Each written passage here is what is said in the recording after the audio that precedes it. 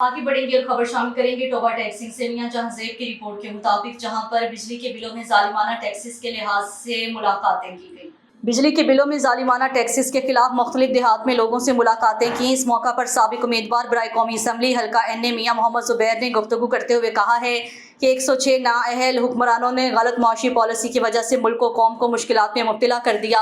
गरीब अवाम बिजली बिलों में बेतहाशा इजाफा और भारी टैक्सेस की भरमार की वजह से 2 वक्त की रोटी से महरूम हो चुकी है, जिसकी जितनी भी मजम्मत की जाए कम है।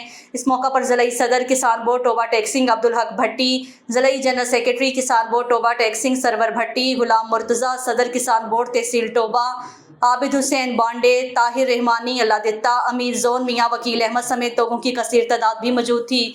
मियां वकील अहमद ने गुफ्तगू करते हुए कहा है कि 14 जुलाई एतवार 10 बजे शहबाज चौक में एहतजाजी धरना दिया जाएगा। एहतजाजी धरने में अमीर जमात इस्लामी वस्ती पंजाब मौलाना जावेद कसूरी साहब खुसूसी खिताब फरमाएंगे।